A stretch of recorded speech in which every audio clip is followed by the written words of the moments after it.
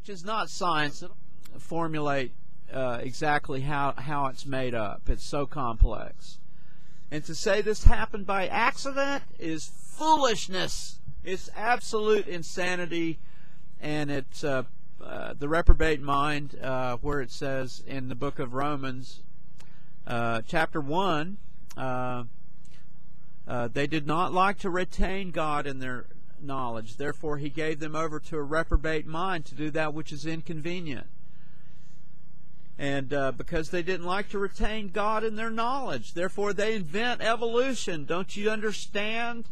It's so they can raise their heads in wickedness and savor sin upon their tongues as a sweet morsel from morning unto evening. That's what they do. And you believe these fools, these people. But I tell you this, you won't be resurrected until the priesthood resurrects you. That you will not. You will not. And there is a second death, which is the death of the spirit. It's disorganized back to its native element after being ground down for several thousand years. If that's what you want, that's what you'll get. But I tell you this, that the meek will inherit the earth because they will be the ones who will be resurrected. And what is meant by that? He that is least in the kingdom of God is greater than he. Jesus was speaking of John the Baptist. Well, who was the least in the kingdom of God? He was speaking of himself, because he had to descend below all things. And if he had to descend below all things, is a servant greater than his master? Well, that's why I'm out in the desert, because I've had to descend below all things. Don't you understand? You don't understand because you don't choose to understand. Seeing they see not, and hearing they hear not, lest at any time they should see with their eyes and hear with their ears and be converted, that I should heal them. Well, that's the state of the world at present, and it's nigh to be burned. No wonder the judgments of God are being poured out upon you, because, you see, God owns this real estate. You don't own it.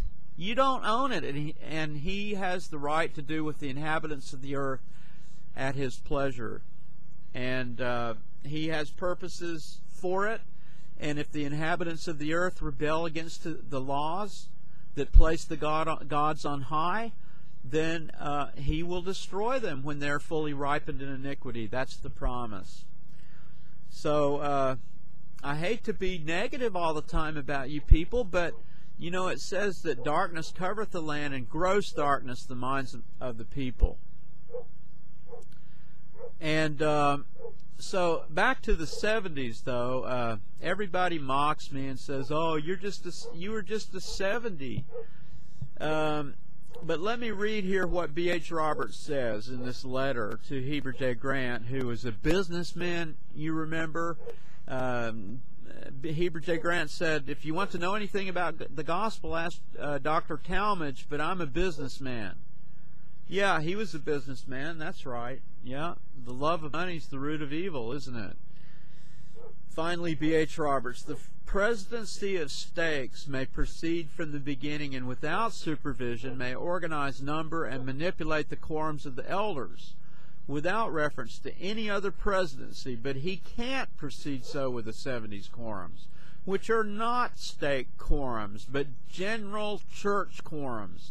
He may not proceed so with the 70s quorums, then, without consulting with and directed by the general presidency of the 70s quorums, which is the first council." B.H. Roberts' letter to stake President Henry D. Moyle, Cottonwood Stake, February 29th, 1928. 70s quorums are not stake quorums. Continuing with B.H. Roberts, "They do not function as stake quorums. There's nothing for them to do as a quorum in a stake.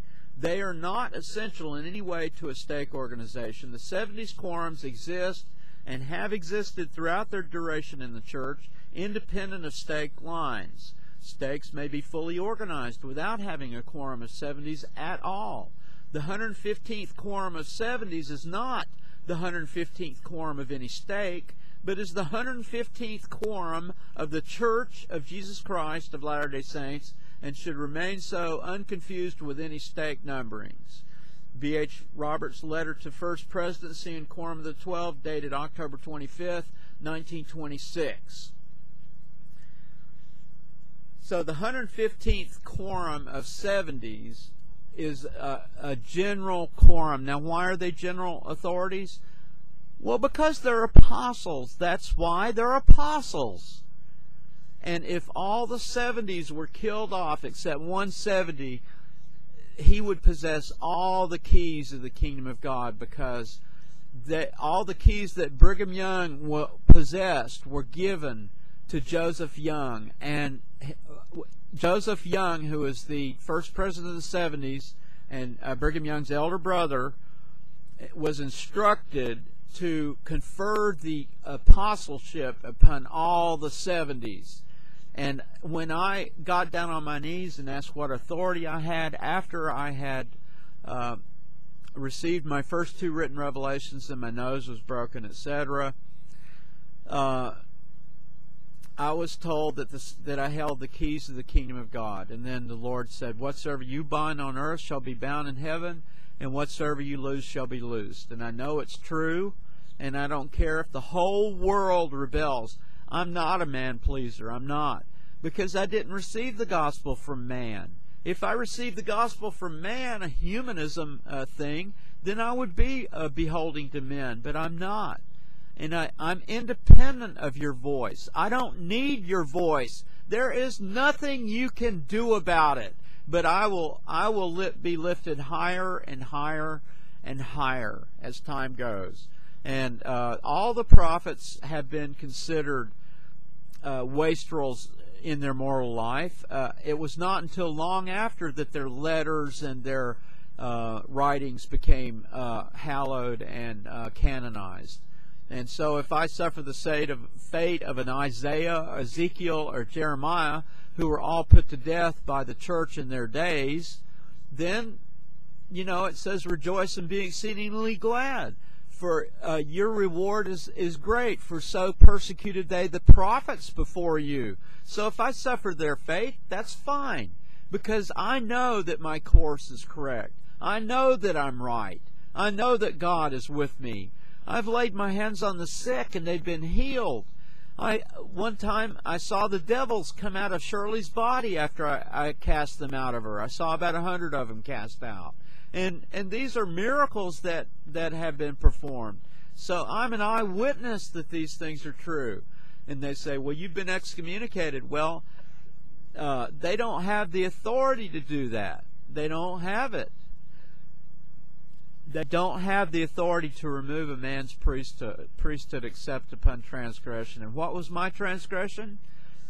For hearkening unto the voice of the Lord. Now, I admit it was seemingly out of order, and I understand their arguments that the church is organized according to a certain pattern, and a certain rhythm has to be established there, a certain order of things. But all bets are off when you give the Negro the priesthood. Brigham Young said, suppose we summon the first presidency, the 12, the bishopric, all the elders of Israel.